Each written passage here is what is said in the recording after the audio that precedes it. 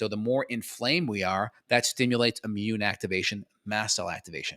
Mm. Histamine then will come from those mast cells slash basophils that will increase the blood vessel permeability. It opens things up. So it's when you're inflamed, it's common to hold on to fluid.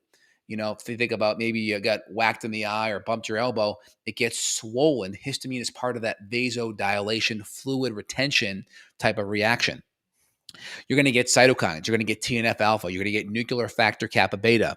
You're going to get different interleukins. These are chemical signals due to the inflammation process that those signals try to help bring white blood cells to clean up the inflammation. The problem is if it's acute, it makes sense. I bumped my elbow.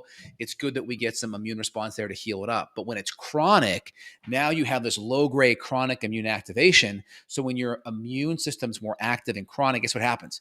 Now autoimmunity can happen. Now you're attacking tissue. Now, because your immune system's so heightened and you're eating foods, now food allergies are more likely to happen as well. So the gluten, the dairy, the processed foods, maybe the nuts or seeds or eggs, quote unquote, healthy foods could even now be an immune activation. And then we have this leaky gut that now happens because of it. Now our gut's more permeable. And now all that outside world that's coming into our digestive system, now our immune system is interacting with it more closely. So the more our immune system activates with these foods that are not broken down in a peptide or broken down like form, there's more likely to be an immune response to it. Mm-hmm. Yeah, that sort of comes back again to that gut health and dysbiosis that we're talking about. So the leaky gut or the imbalanced gut bacteria or, SIBO kind of things. And then obviously that reduction of DAO enzyme production inside of the gut.